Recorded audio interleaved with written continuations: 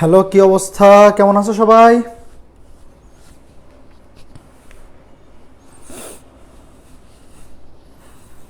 কি অবস্থা সবাই, কেমন আছো? তোমাদের পড়াশোনা কেমন চলতেছে? আদাব। বিনিতা, কেমন আছো তুমি? কি অবস্থা সবার? ঈদের ছুটি কেমন কাটাইলা?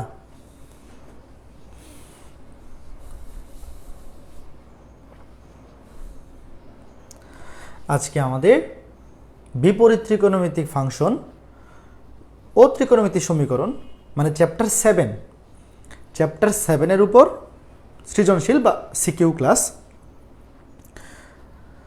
আগে আমরা 2টা অধ্যায় কমপ্লিট করছি।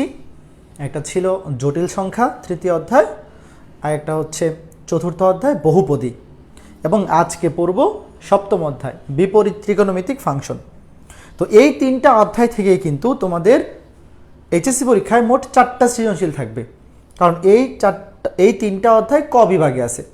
তোমাদের সিলেবাসের 6টা অধ্যায়ের মধ্যে জটিল সংখ্যা, বহুপদী, বিপরীত ত্রিকোণমিতি এই 3টা মিলে হচ্ছে ক বিভাগ, আর বাকি 3টা অধ্যায় মিলে খ বিভাগ।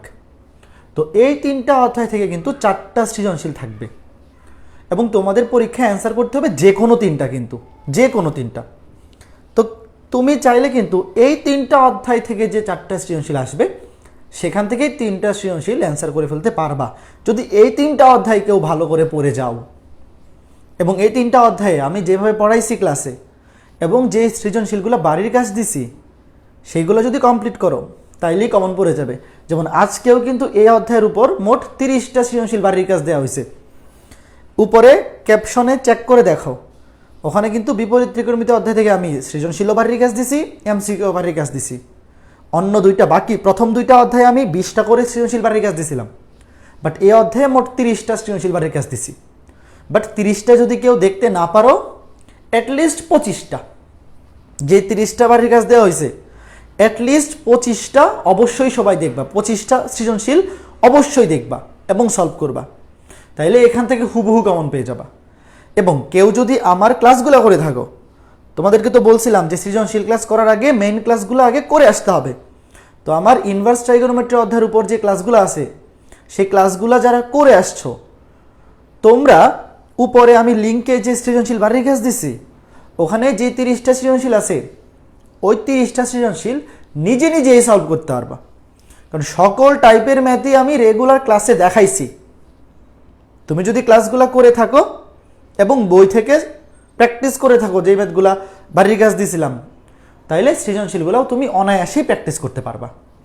তো আজকে ক্লাসের পরে উপরে লিঙ্কে যে সৃজনশীল বাড়ির কাজ দেওয়া আছে অবশ্যই সেখান থেকে মিনিমাম 25টা সৃজনশীল প্র্যাকটিস করবা, এবং এমসিকিউ যেগুলো বাড়ির কাজ দিছি এমসিকিউগুলোও প্র্যাকটিস করবা। যদি কোনোটা করতে গিয়ে না পারো, প্রবলেম ফেস করো, অবশ্যই গ্রুপে পোস্ট দিবা। গ্রুপে সবার পোস্ট অ্যাপ্রুভাল দেওয়া আছে, কোনো অ্যাপ্রুভাল দরকার নেই, মানে তুমি পোস্ট করলেই সেটা গ্রুপে কেউ না কেউ সলভ করে দিয়েই দিবে, বা আমি নিজেও সলভ করে দিব যদি কেউ না দেয়। তো যেই সৃজনশীলগুলো বাড়ির কাজ দিচ্ছি অবশ্যই সেগুলো সলভ করবা, এবং কোনো প্রবলেম ফেস করলে গ্রুপে পোস্ট দিবা। তো ঠিক আছে, আজকের এই ক্লাসে আমি যে সৃজনশীলগুলো দেখাবো সবগুলা কিন্তু বাড়ির কাজের যে পিডিএফটা দিছি উপরে লিঙ্কে ওখানে আছে, এবং সলিউশন সহ দেওয়া আছে। ওটা হচ্ছে পাঞ্জিরি টেস্ট পেপার থেকে আমি পিডিএফ বানিয়ে দিয়ে দিছি।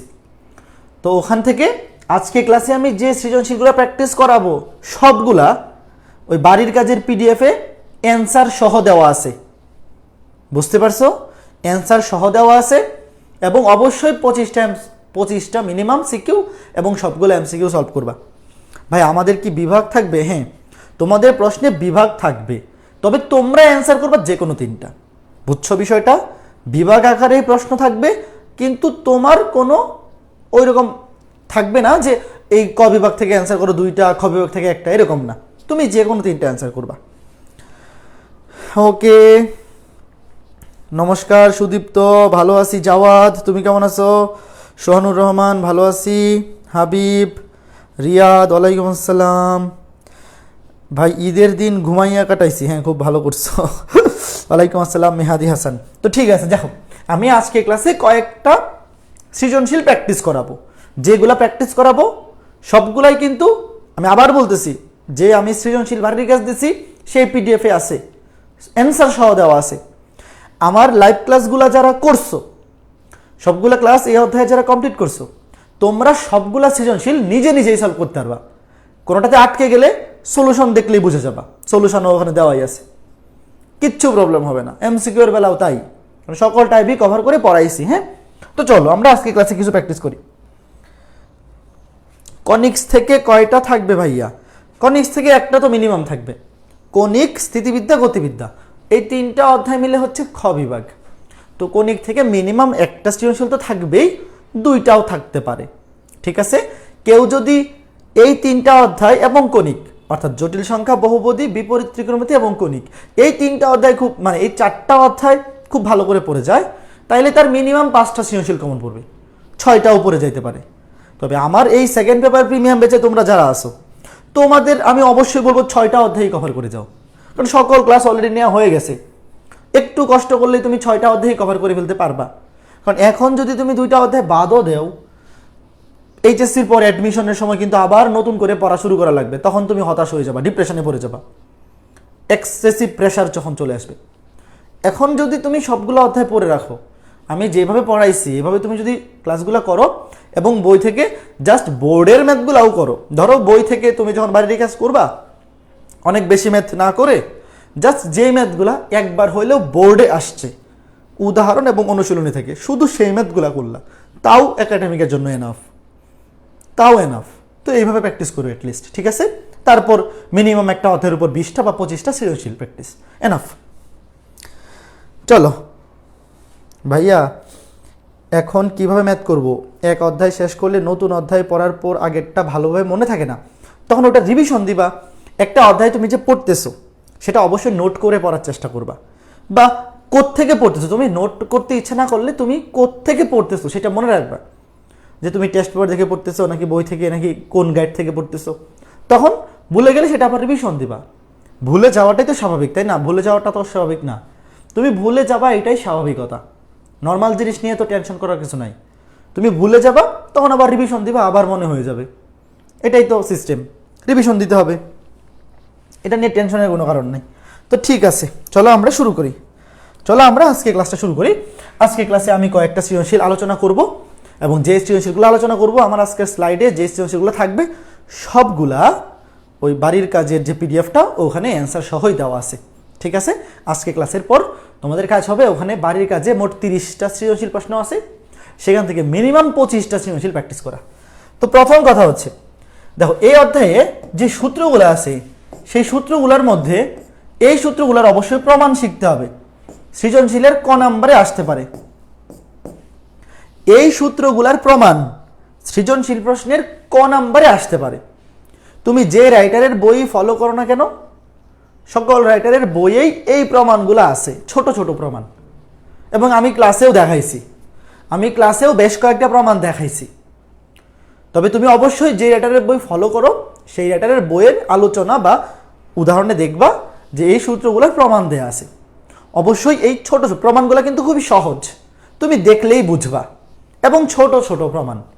তবে কেউ যদি আগে থেকে করে না যায় পরীক্ষা হলে গিয়ে পারবে না, পরীক্ষা হলে তখন সে বুঝবেই না যে কোনটাকে কি ধরতে হবে।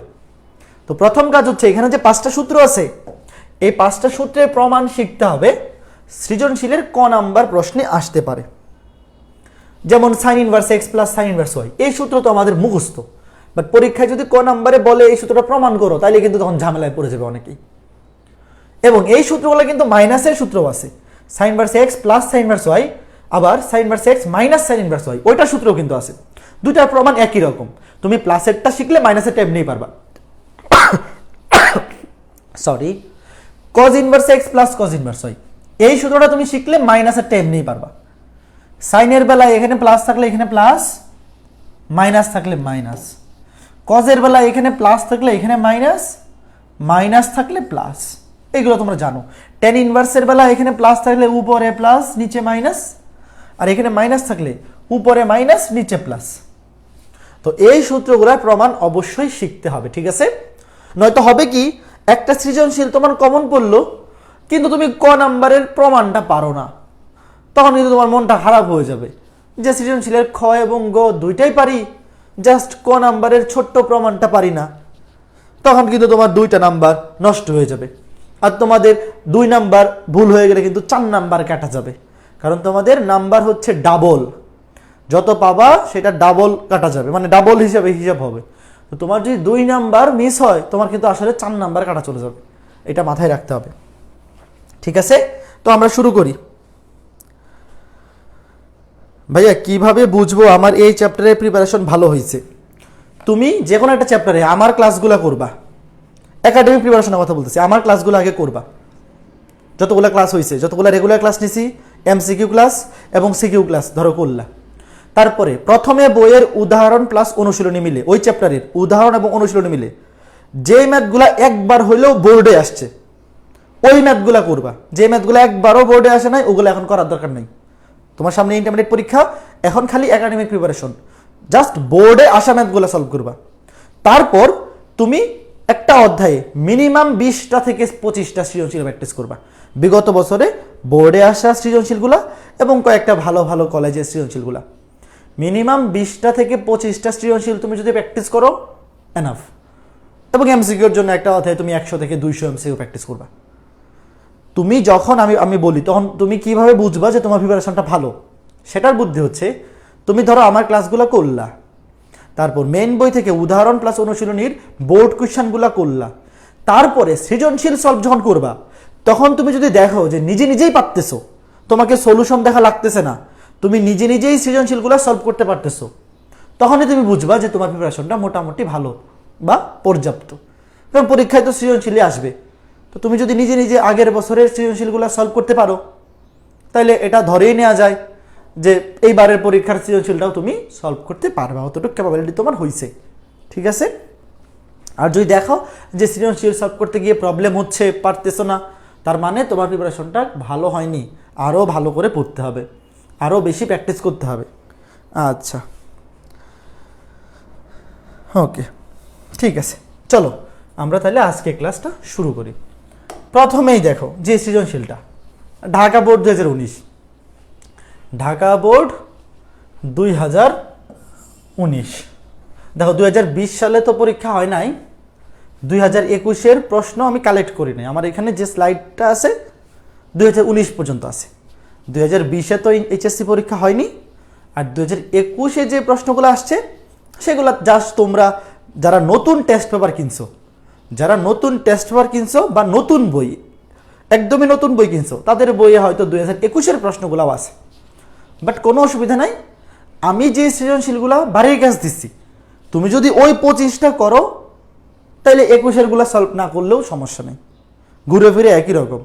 তুমি যদি আমি যে ম্যাথগুলো বা যে সৃজনশীলগুলো বাড়ির কাছ দিচ্ছি ওইগুলা কমপ্লিট করো, ওগুলা দিয়ে এনাফ হবে। তবে তোমার টেস্ট পেপার বা তোমার নতুন বই যারা কিনছো বা নতুন টেস্ট পেপার যারা কিনছো তাদের ওইখানে 2021-এর প্রশ্নগুলা থাকলে ওই 21 ব্যাচের প্রশ্নগুলাও সলভ করবা। ঠিক আছে, আচ্ছা তো চলো আমরা শুরু করি। দেখো ঢাকা বোর্ড 2019-এর প্রশ্ন, উদ্দীপকটা দেখো, f of x equals to 2x by 1 plus x square, g of y equals to 1 minus y square by 1 plus y square, h of x equals to sin x। তোমাদের প্রশ্ন লেখার দরকার নাই, কারণ ক্লাস শেষ হওয়ার পরে আমি এই স্লাইডটাও দিয়ে দিব, ক্যাপশনে লেকচার স্লাইড লেখা আছে, ওখানে আমি এই স্লাইডের লিঙ্কটা অ্যাড করে দিব, এবং এই স্লাইডে যতগুলা প্রশ্ন তুমি দেখতেছো সবগুলা আমি এই লাইভের ক্যাপশনে যে সৃজনশীল বাড়ির কাজ দিছি সেখানে উত্তর সহ দেওয়া আছে। কাজেই এখন প্রশ্ন লেখার দরকার নাই, তুমি খালি বসে বসে প্র্যাকটিস করো। ঠিক আছে, f of x, g of y, h of x, 3টা ফাংশন দেওয়া আছে দেখো।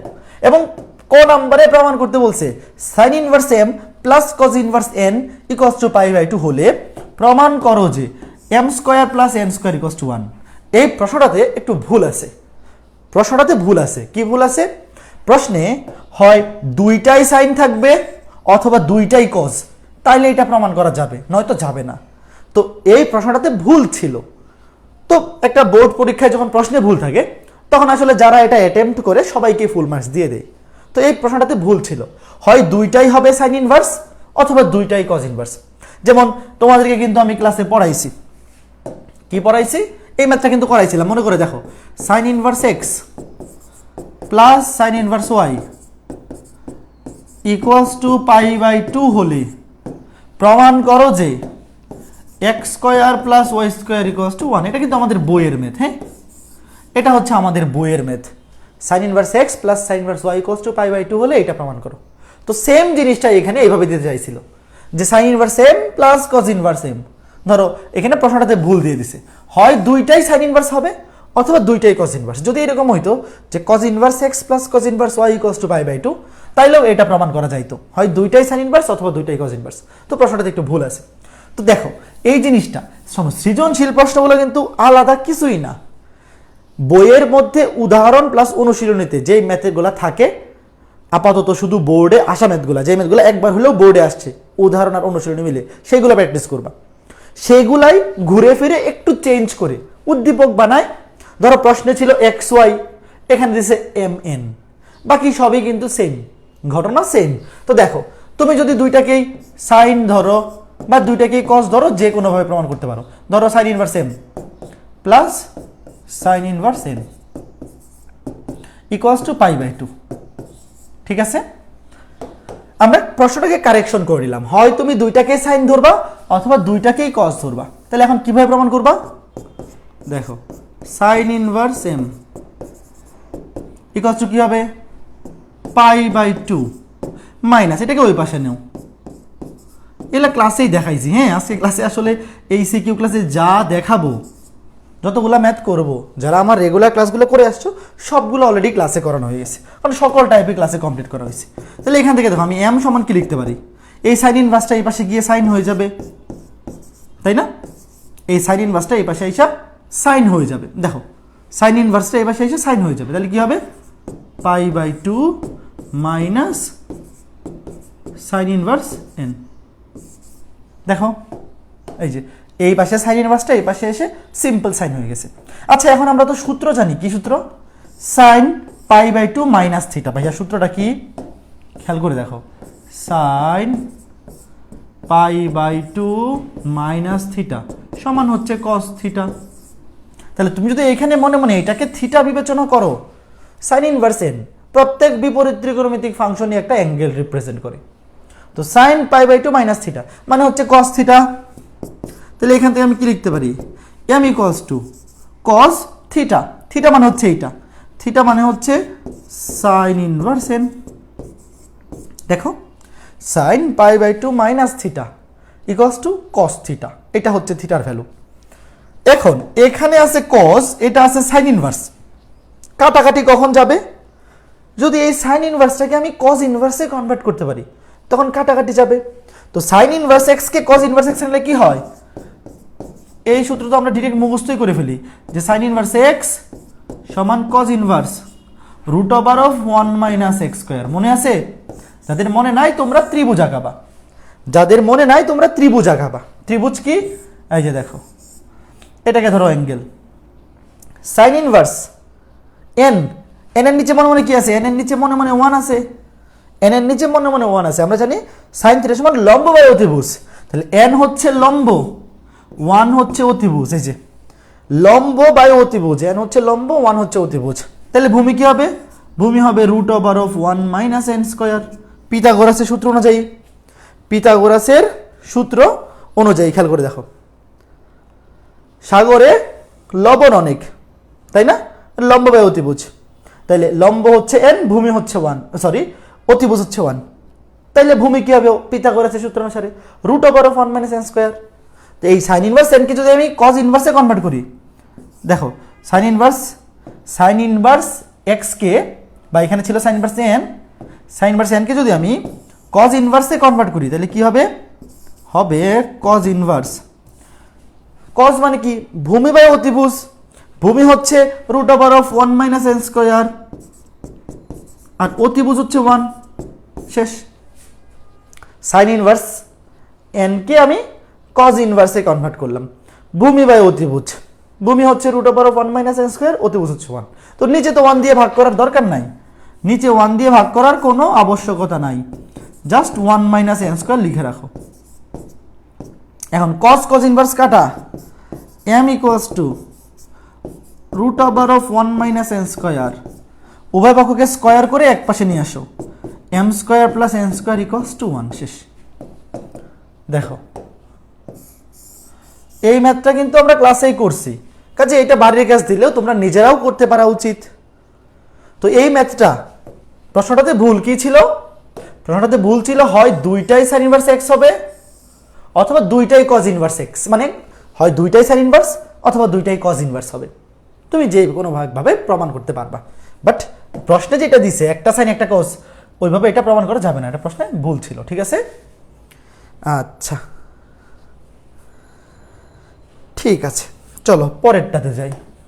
এই যে প্রশ্নটা খ নাম্বার প্রশ্নে কি ছিল দেখো, খ নাম্বার প্রশ্নে বলছে cosec inverse 1/f of a minus sec inverse 1/g of B equals to 2 tan inverse x হলে দেখাও যে x ইকুয়ালস টু এটা।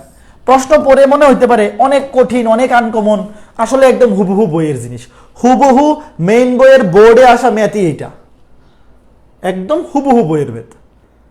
কি দেখো এফ অফ এক্স দিয়ে আছে, তো তুমি যদি আগে এফ অফ এ বের করো, দেখো এই যে লেফট হ্যান্ড সাইড বা প্রশ্নে যেটা দেওয়া আছে লেফট হ্যান্ড সাইড না, মানে প্রশ্নে যেটা দেওয়া আছে একটু খেয়াল করে দেখো, এখানে কার কার মান দরকার, এফ অফ এ এর মান বসাইতে হবে, জি অফ বি এর মান বসাইতে হবে। খেয়াল করে দেখো এখানে এফ অফ এক্স দেওয়া আছে এইটা 2x/1 + x²। আমি যদি এখানে লিখি, দেখো এফ অফ এক্স দেওয়া আছে, আচ্ছা এটা লিখার দরকার কি, আমি একবারে বসাই দিই। এফ অফ এক্স দেওয়া আছে এইটা, দেখো এই যে এটা হচ্ছে এফ অফ এক্স, এই যে এটা হচ্ছে এফ অফ এক্স। তাহলে এফ অফ এ আগে এই মানগুলো বের করি। এফ অফ এ সমান কি হবে, এফ অফ এ হবে জাস্ট এক্স এর জায়গায় বসবে, এক্স এর জায়গায় কি বসবে এ। তারপরে জি অফ বি এখানে জি অফ বি এর মান বসাইতে হবে। জি অফ ওয়াই হচ্ছে এইটা, এই যে এইটা। তাহলে জি অফ বি এর মান কি হবে, জাস্ট ওয়াই এর জায়গায় বি বসবে। এই ফাংশন তো সিম্পল ফাংশন মান বসানো খালি, তাই না? এখানে এক্স এর জায়গায় বসবে এ, এফ অফ এক্স এক্স এর জায়গায় বসবে এ, এখানে জি অফ ওয়াই ওয়াই এর জায়গায় বসবে বি, কাজ শেষ। এখন তুমি মানগুলো বসাও, দেখো এখন মান বসাই দিলে কত সুন্দর হয়ে যায়। প্রশ্নে দেওয়া আছে লিখবা, দেওয়া আছে লিখে মান বসাই দাও। কোসেক ইনভার্স 1/f অফ এ, তো 1/f অফ এ এইটা, তাই না? 1/f অফ এ, এই যে দেখো এইটা 1/f of A 2a divided by 1 + a², তারপরে minus sec inverse 1/g of B. দেখো 1/g of B, 1/g of B কি 1 - b²/1 + b², 1/g of B 1 - b²/1 + b², ঠিক আছে, equals to 2 tan inverse x, এটা দেওয়া আছে। তো এখান থেকে ক্যালকুলেশন করে আমার এইটা প্রমাণ করতে হবে, মানে দেখাইতে হবে, ঠিক আছে। এখন এই লাইনটা লেখার পরে তুমি পরে করবে কি, এটাকে উল্টাই দিবা। দেখো কোসেক ইনভার্স নিচে যেটা আছে এটা তো উল্টে যাবে, তো আমি যদি একবারে লিখে ফেলি, তুমি এটা আসলে একবারই লিখে ফেলতে পারো। এটা তো উল্টে গিয়ে কি হয়ে যাবে, 1 + a²টা উপরে উঠে যাবে, 1 + a²টা উঠে যাবে উপরে, 1 + a² উপরে উঠে যাবে, তাই না? আর এখানেও নিচে যেটা আছে এটা উপরে উঠে যাবে, 1 + b²টাকে উপরে লিখে ফেলি। এটা তুমি এক লাইনেও লিখে ফেলতে পারতো, আমি একটা লাইন এক্সট্রা শুধু বাড়াইলাম আর কি। 1/something মানে তো উল্টে যাওয়া, ঠিক আছে। আচ্ছা এখন খেয়াল করে দেখো এখানে এইটা কিসে আছে, এইটা আছে কোসেক ইনভার্স, এইটা আছে সেক ইনভার্স। দেখো এটা হচ্ছে কোসেক ইনভার্স, এটা হচ্ছে সেক ইনভার্স। তো কোসেক আর সেক এটার সাথে কিন্তু tan ইনভার্সের কোনো সম্পর্ক নাই। 2 tan ইনভার্সের সম্পর্ক খেয়াল করে দেখো, এই সূত্রটা সবার মুখস্থ রাখতে হবে। এই যে দেখো এই সূত্রটা খুবই ইম্পর্টেন্ট, আমি যখন ক্লাস করাইছিলাম বলছিলাম যে এই সূত্র অবশ্যই মুখস্থ রাখতে হবে, ঠুটস্থ রাখতে হবে। এই সূত্রের ম্যাথ দেখো, 2 tan inverse x equals two sin inverse 2x/1 + x²। দেখো sin ইনভার্সের সাথে এটা সম্পর্ক আছে, আবার cos ইনভার্সের সাথে সম্পর্ক আছে। দেখো 2 tan ইনভার্স আছে, এটার মোট 2 tan ইনভার্স x এর মোট 3টা সূত্র, একটা tan ইনভার্স, একটা sin ইনভার্স, একটা cos ইনভার্স। তো এই যে দেখো সাইন ইনভার্স কজ ইনভার্স, এই সূত্রে বসায় দিলেই কাজ শেষ। কিভাবে করব দেখো, এই যে কোসেক ইনভার্স এক্স মানে কোসেক ইনভার্স, এটাকে আমি চাইলেই সাইন ইনভার্সে কনভার্ট করতে পারি। কিভাবে? কোসেকটাকে উল্টে দিলেই সাইন উল্টে যাবে, 2a উল্টে যাবে উপরে, 1 প্লাস a স্কোয়ার থাকবে নিচে মাইনাস। সেক ইনভার্সকে উল্টে দিলে হয়ে যাবে কোসেক ইনভার্স মানে কজ ইনভার্স। সেক ইনভার্সটাকে উল্টায় দিলেই হয়ে যাবে cos inverse equals to 2 tan inverse x. তো দেখো এই যে এখন সূত্র পড়ে গেছে, কোসেক ইনভার্সটাকে উল্টে দিছি সাইন ইনভার্স চলে আসছে, সেক ইনভার্সটাকে উল্টে দিছি কজ ইনভার্স চলে আসছে। এখন এটা হুবহু 2 tan ইনভার্স a এর সূত্র। দেখো সূত্র কি ছিল? সূত্র ছিল 2 tan ইনভার্স x সমান ছিল sine inverse 2x by 1 plus x square. তো এখানে জাস্ট x এর জায়গায় আছে a, তো এটা হবে 2 tan ইনভার্স a। এটা কার সূত্র হবে?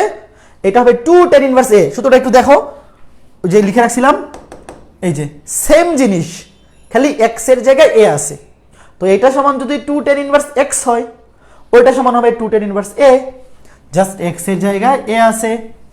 একইভাবে সেম জিনিস, খালি x এর জায়গায় আছে b, এই যে cos inverse 1 minus x square divided by 1 plus x square, এখানে x এর জায়গায় জাস্ট আছে b, তো এটা হবে 2 tan inverse b equals to 2 tan inverse x। খেয়াল করে দেখো, ওই সূত্র কিন্তু আমাদের মুখস্থ থাকতে হবে। সূত্র না থাকলে ত্রিকোণমিতি যদি সূত্র মুখস্থ না থাকে তাহলে সর্বনাশ। এখন উভয় পক্ষ থেকে তুমি 2 বাদ দিয়ে দাও, উভয় পক্ষ থেকে তুমি 2 বাদ দিয়ে দাও। 2 বাদ দিয়ে আমার দরকার কি? আমার দরকার হচ্ছে x এর মান নির্ণয় করা। তাহলে আমি এখানে দেখো tan inverse a minus b, উভয় পক্ষকে 2 দিয়ে ভাগ করে দিলাম। tan inverse x minus tan inverse y, সূত্র কি? tan ইনভার্স হবে a minus b divided by 1 plus ab equals to ডান পাশে থাকবে tan inverse x, tan inverse a minus tan inverse b, সূত্র হচ্ছে tan inverse a minus b divide by 1 plus ab। উপরে এনে মাইনাস থাকলে উপরে মাইনাস নিচে প্লাস। এখন tan ইনভার্স কাটাকাটি করে দাও, tan ইনভার্স কাটা, x equals to a minus b divide by 1 plus ab, শেষ। খেয়াল করে দেখো, এটাই হচ্ছে আমাদের অ্যান্সার। দেখো এটা দেখাইতে বলছে, এখানে tan ইনভার্স বাদ, আসলে বাদ যায় না, উভয় পক্ষে tan নিয়ে আসা। আসলে ইনভার্স কখনো কাটাকাটি করা যায় না, মেইন ক্লাসে বলছিলাম যে আমরা মনে মনে এইভাবে চিন্তা করি যে tan ইনভার্স কাটা, কিন্তু আসলে ঘটনা সেটা না। আসলে ঘটনা হচ্ছে তুমি এই পাশেও tan নিয়ে আসো, এই পাশেও tan নিয়ে আসো। তো tan inverse x equals to x, আর tan ইনভার্স এইটা সমান এইটা। বাট আমরা বোঝার সুবিধার্থে বলি যে tan ইনভার্স কাটা, আসলে কাটা না। উভয় পক্ষে tan নিয়ে আসলে tan ইনভার্স সামথিং সমান সামথিং হয় আর কি। বোঝা গেছে ভাইয়া? ক্লাসগুলো তো রেকর্ড থাকবে। হ্যাঁ অবশ্যই অবশ্যই রেকর্ড তো অবশ্যই থাকবে, ডিলিট কেন হবে? Easy math. হ্যাঁ শোনো, আমার রেগুলার ক্লাসগুলো যারা করে আসছো ত্রিকোণমিতি, বিপরীত ত্রিকোণমিতি অধ্যায়ের উপর আমার মেবি ক্লাসে 7টা, তাই না? 7টা ক্লাস আছে। তো ওই 7টা ক্লাস যারা করে আসছো, তোমাদের কাছে এগুলো খুবই সহজ লাগবে, আসলেই খুব সহজ লাগবে। একদম 25টা সৃজনশীল মাস্ট, আজকে এবং কালকে বা আগামী 2-3 দিন মিলে আমি উপরে যে 25টা সৃজনশীল বাড়ির কাজ দিছি, এই বাড়ির কাজগুলো অবশ্যই নিজ দায়িত্বে কমপ্লিট করে ফেলবা। 25টা অ্যান্সার সহ আছে, তাইলে দেখবা পরীক্ষা হুবহু কমন পেয়ে গেছো। ঠিক আছে, অবশ্যই করবা। ওকে, দেখো এরপরে এটা কোথায় আসছে? গতে। এটা তো উদ্দীপকটা, ঠিক আছে? তোমাকে বলছে 0 থেকে 2 পাই এই ব্যবধিতে এইটা সমাধান করো। দেখে মনে হইতে পারে আনকমন, কিন্তু এটা হুবহু বইয়ের ম্যাথ ভাই, হুবহু বইয়ের ম্যাথ। 2h থিটা ভাই, h অফ থিটা মানে কি? h of x equals two যদি sin x হয়, h অফ থিটা মানে sin থিটা। এই ভালো করে বুঝো, h অফ x সমান দেয়া আছে sin x, তাহলে h অফ থিটা মানে কি? জাস্ট x এর জায়গায় sin থিটা, মানে x এর জায়গায় থিটা। তারপর h of 3 theta, h of 3 theta মানে কি? sin x এর জায়গায় 3 থিটা। এই সমীকরণটা সমাধান করতে বলছে। এত সহজ একটা সমীকরণ, দেখো এত সহজ একটা সমীকরণ সমাধান করতে বলছে, একদম হুবহু বইয়ের ম্যাথ। sin x, x এর জায়গায় থিটা বসালে sin থিটা, এক্সের জায়গায় 3 থিটা বসালে সাইন 3 থিটা, কাজ শেষ। এটা হুবহু বইয়ে বোর্ডে আসা ম্যাথ, মানে উদাহরণ এবং অনুশীলনীতে যে ম্যাথগুলো আছে ওখানের মধ্যে এটা আগেও বোর্ডে আসছে, খালি বোর্ডের ম্যাথগুলা। একাডেমিক প্রিপারেশন মানে তোমার এইচএসসি পরীক্ষার জন্য তুমি খালি আমার ক্লাসগুলো করবে একটা অধ্যায়, এবং তুমি যেই স্যারের বই ফলো করো, যে স্যারের বই, উদাহরণ এবং অনুশীলনী মিলে খালি বোর্ডে আসা ম্যাথগুলো প্র্যাকটিস করো, কাজ হয়ে যাবে, কাজ হয়ে যাবে। এরপরে অবশ্যই ম্যান্ডেটরি কাজ কি? ম্যান্ডেটরি কাজ হচ্ছে একটা অধ্যায় থেকে মিনিমাম 20টা থেকে 25টা সৃজনশীল প্রশ্ন প্র্যাকটিস করা। আমি যেইভাবে বাড়ির কাজ দিচ্ছি ওই সৃজনশীলগুলো প্র্যাকটিস করলেই হবে। মিনিমাম 20টা থেকে 25টা সৃজনশীল প্র্যাকটিস করা, এবং এমসিকিউর জন্য প্র্যাকটিসের কোনো বিকল্প নাই, এমসিকিউ প্র্যাকটিস করতে হবে। এখন সূত্র পড়ে গেছে ডিরেক্ট, ফার্স্ট পেপার ত্রিকোণমিতির সূত্র, 2 sin a sin b, থিটাকে ধরো a, 3 থিটাকে ধরো b, 2 sin a sin b, মানে এখানে নর্মালি আমরা বড়টাকে ধরবো a, ছোটটাকে b, বড়টাকে ধরবো a, ছোটটাকে b, তাইলে মাইনাসের ঝামেলা হবে না। বাট তুমি যদি ছোটটাকে a ধরে বড়টাকে b ধরো তাও সমস্যা নাই, কারণ সূত্রে যেটা আসবে সেটা cos মাইনাস থিটা যে কথা প্লাস থিটা একই কথা। আচ্ছা আমি দেখাইতেছি, 2 sin a sin b সূত্র কি? cos a মাইনাস b, আমি বড়টাকে a ধরলাম, cos a minus b minus 2 sin a sin b সূত্র হচ্ছে cos a minus b minus cos a plus b minus cos a plus b equals to 1। দেখো equals to 1। তো আমি বড়টাকে a ধরছি, ছোটটাকে b, but কেউ যদি উল্টা ধরতো তাও সমস্যা নাই। কারণ কি? কারণ cos মাইনাস থিটা যে কথা, cos প্লাস থিটা একই কথা, এই সূত্র তোমরা জানো। cos মাইনাস থিটা যে কথা, প্লাস থিটা একই কথা। কাজে এখানে আসবে কি? বড়টা থেকে ছোটটা বিয়োগ করলে আসবে 2 থিটা, আর কেউ যদি ছোটটা থেকে বড়টা বিয়োগ করো তাহলে তার আসবে minus 2 theta. But cos minus 2 theta যে কথা, প্লাস 2 থিটা একই কথা, তুমি পরের লাইনে মাইনাস বাদ দিয়ে দিবা। বুঝতে পারছো? কাজে এটা নিয়ে টেনশনের কোনো কিছু নাই যে বড়টাকেই সবসময় এ ধরতে হবে কিনা, না। বাট আমরা সুবিধার্থে ধরি, এটাকে ধরলাম এ, এটাকে B, 2 sin a sin b, সূত্র হচ্ছে cos a minus b minus cos a plus b। ঠিক আছে, তো চলো পরে দেখি কি হয়। cos 2 theta minus cos 4 theta equals to 1, equals to 1। এখন বাকি কাজ তো তুমি নিজেও পারবা, সলিউশন দেখলেও বুঝবা, না দেখে নিজে করলেও পারবা।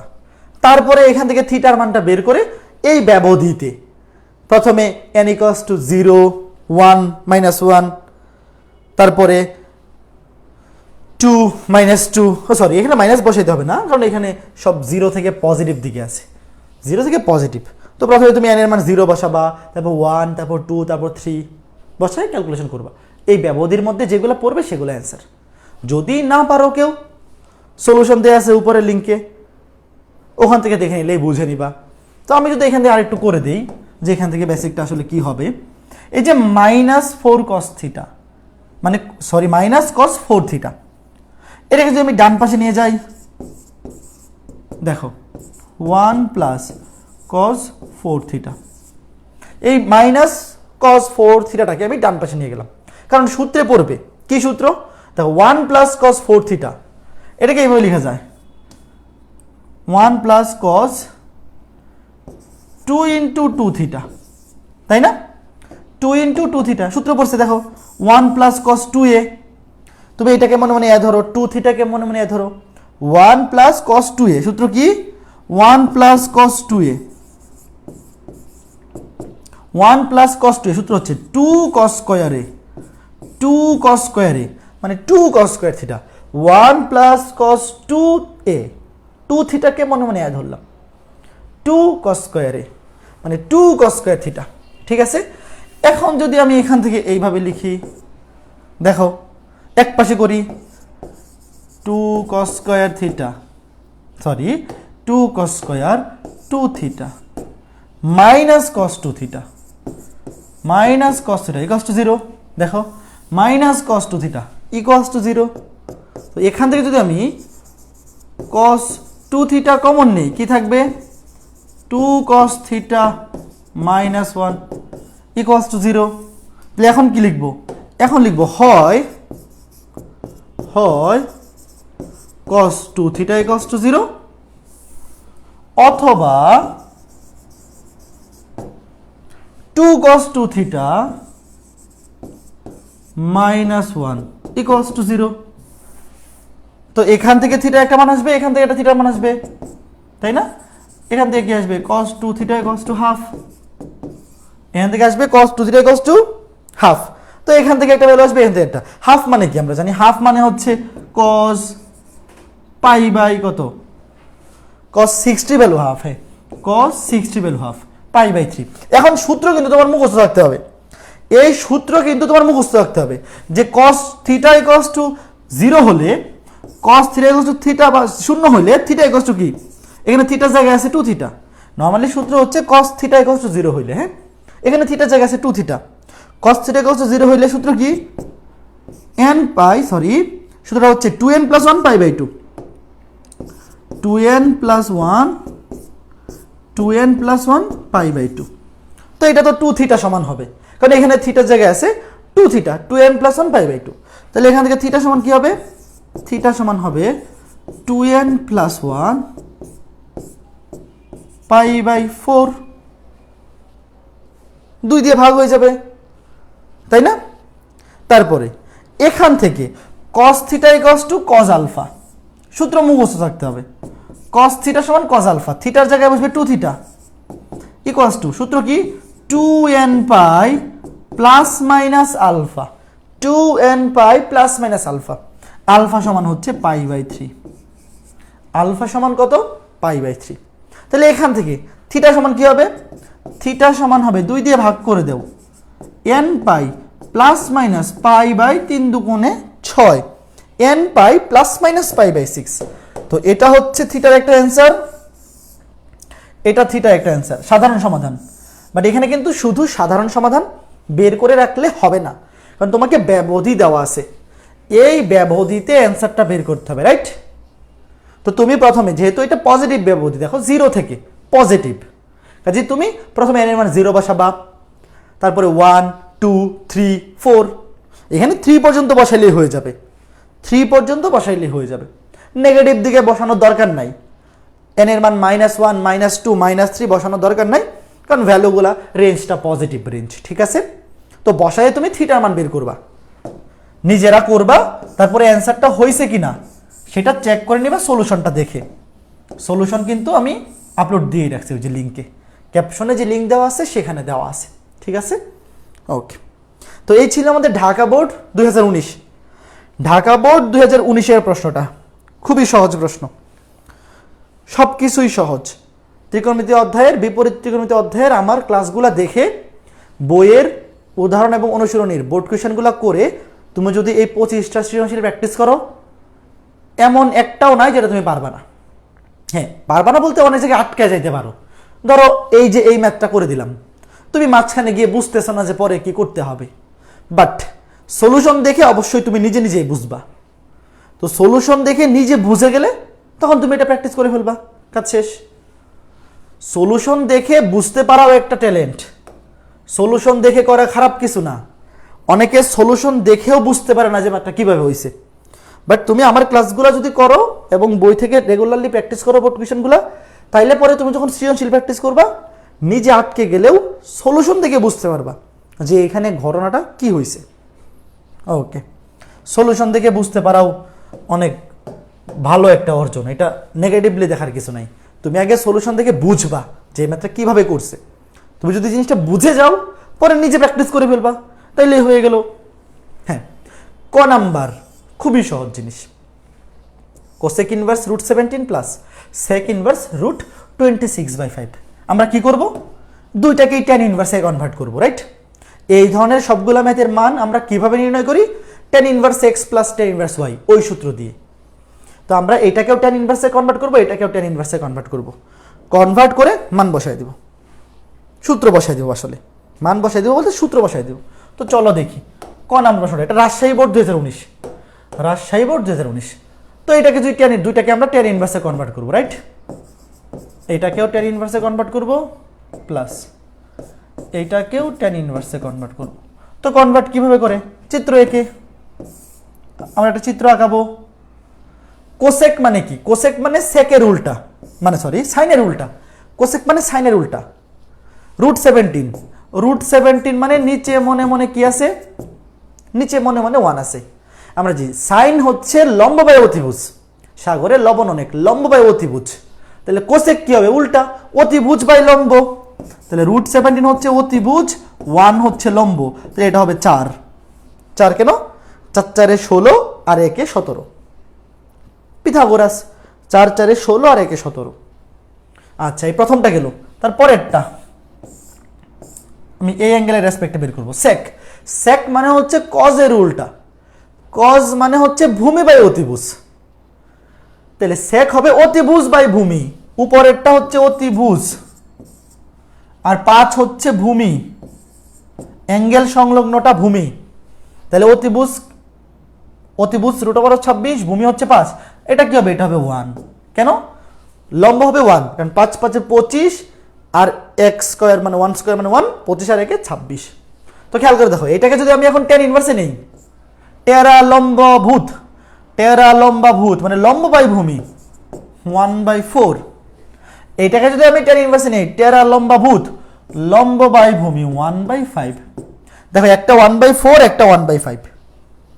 টেরা লম্বা ভূত লম্ব বাই ভূমি, সাগরে লবণ অনেক, লম্ব বাই অতিভুজ। সাইন থিটা মানে লবণ অনেক, লম্ব বাই অতিভুজ।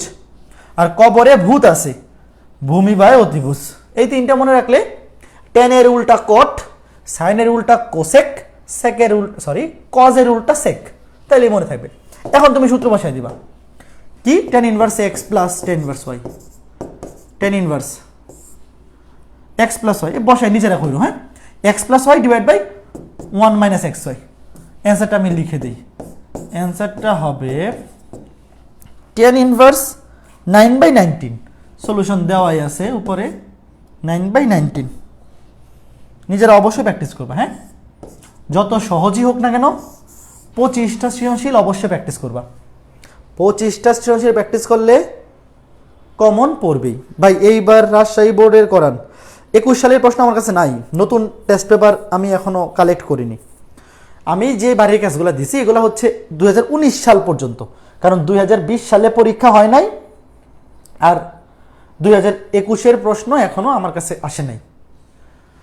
তোমাদের কাছে 2021-এর প্রশ্ন যাদের কাছে আছে, তোমরা অবশ্যই 2021-এর প্রশ্নগুলোও সলভ করবা।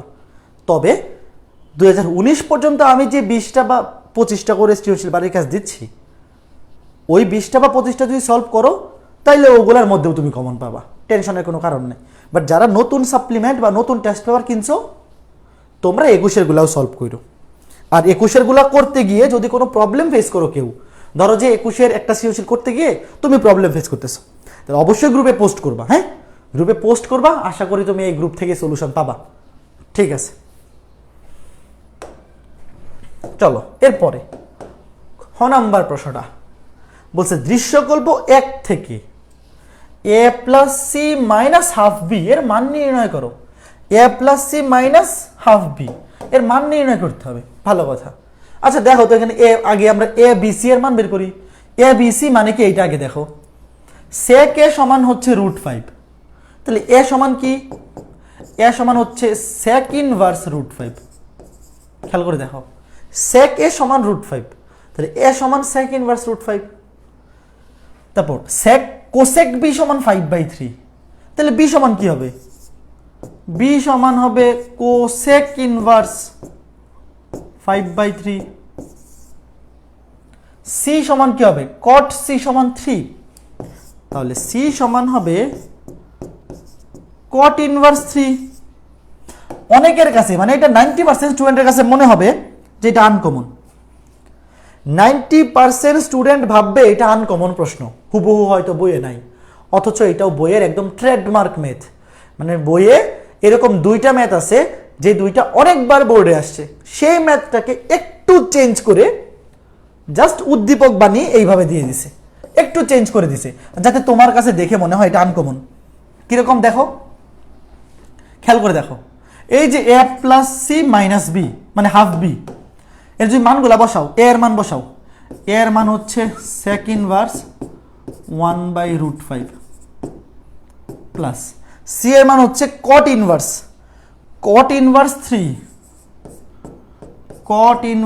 3 মাইনাস হাফ বি, বি হচ্ছে হাফ মাইনাস হাফ, বি হচ্ছে কোসেক ইনভার্স 5/3, কোসেক ইনভার্স 5/3।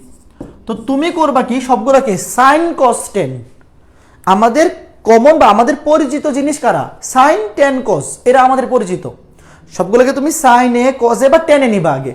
তাহলে খেয়াল করে দেখো, এই যে এটার মান বের করতে হবে, সেক ইনভার্সকে তুমি কিসে নিতে পারো, সেক ইনভার্সকে নিতে পারো কজ ইনভার্সে। দেখো এটাকে কি লেখা যায়, কজ ইনভার্স √5, কজ ইনভার্স √5, মানে তুমি আগে তোমার পরিচিত জিনিসগুলোকে আনো, সাইন আনো, কজ আনো, টেন আনো।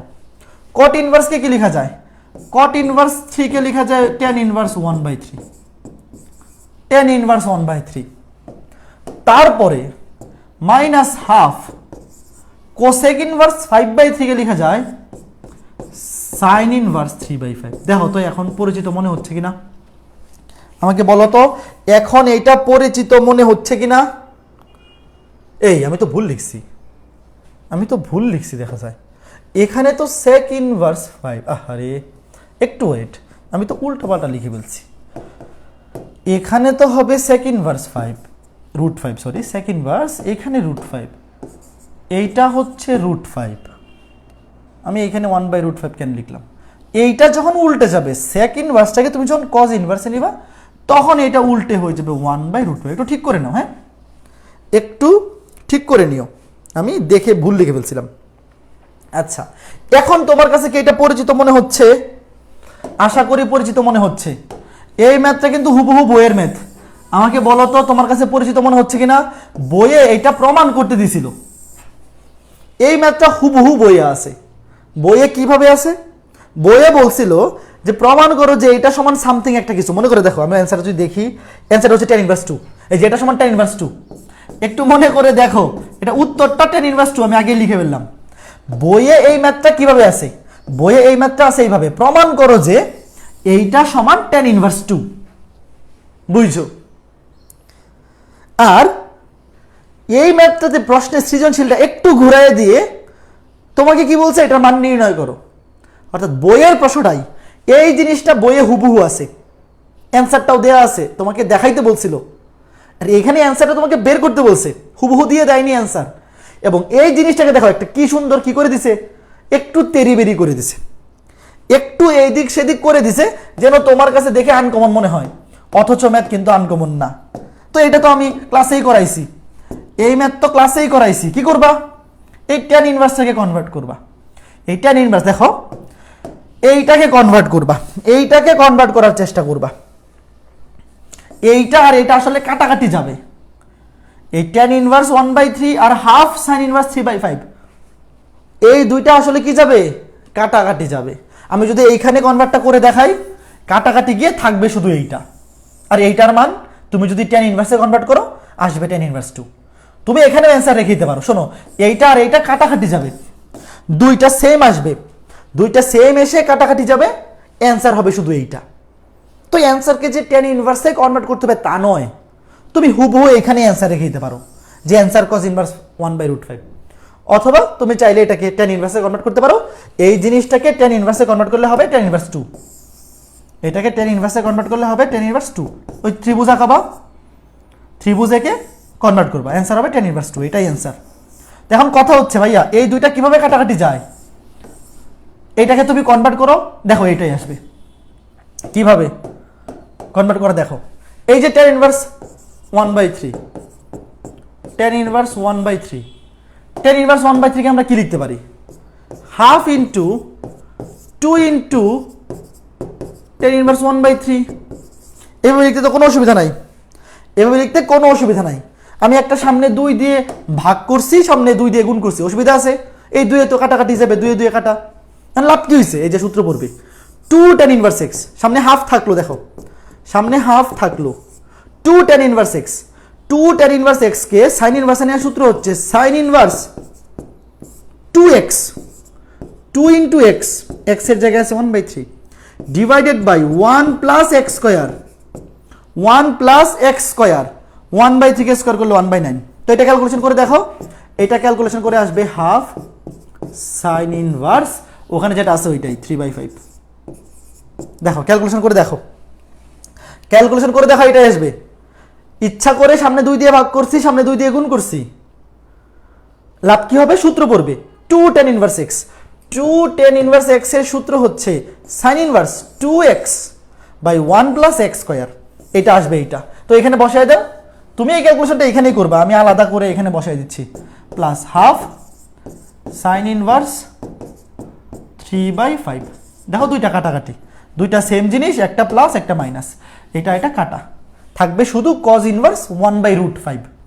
তুমি এটাও অ্যান্সার দিতে পারো, অথবা এটাকে tan ইনভার্সে কনভার্ট করলে অ্যান্সার হবে tan ইনভার্স 2। শেষ। তোমরা কি জিনিসটা ধরতে পারছো? জিনিসটা ধরতে পারছো যে বইয়ের ম্যাথগুলাকে কিভাবে উদ্দীপক বানায় দেয়, এবং প্রশ্ন দেখার পরে তোমার মনে হবে আনকমন, অথচ ভালো মতো তুমি যদি খালি সৃজনশীল প্র্যাকটিস করো, এইভাবে তুমি যখন 20টা থেকে 25টা সৃজনশীল প্র্যাকটিস করবা, তখন তুমি বুঝে যাবা যে আসলে প্রশ্নের প্যাটার্ন কিভাবে উদ্দীপকে চেঞ্জ করে।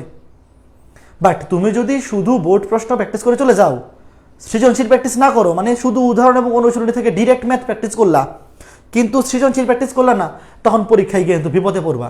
তোমার কাছে জানা জিনিস তখন আনকমন মনে হবে, পারা জিনিস মনে হবে আমি মনে হয় পারবো না। এই বুঝতে পারতেছো? বুঝতে পারতেছো? ওকে। চিত্র দেওয়া কি মাস্ট? চিত্র দেওয়া মাস্ট না, তবে দিয়ে দেওয়াটা উচিত। চিত্র না দিলেও সমস্যা হবে না, বাট তুমি যখন কনভার্টগুলো করবা অবশ্যই চিত্র দেওয়ার চেষ্টা করবে। এরকম তো না যে চিত্র তুমি পারো না, তুমি যেহেতু চিত্র থেকেই কনভার্টটা করতেছো, তো চিত্রগুলো অবশ্যই প্রশ্নে মানে উত্তরে ডান পাশে, তুমি জেনে অ্যান্সার করবে তো ডান পাশে চিত্রগুলো লিখে রাখবা, কারণ তুমি চিত্র থেকেই কনভার্টটা করতেছো, তো চিত্র তো দিয়ে দেওয়া উচিত। দিবা না কেন? তুমি অবশ্যই দিয়ে দিবা, অবশ্যই দিয়ে দেবা চিত্র। ঠিক আছে, এরপরে দেখো, এই যে এইটা একদম হুবহু বইয়ের ম্যাথ, প্রশ্নটা পড়ো। প্রথম দেখায় মনে হবে এটা মনে হয় হুবহু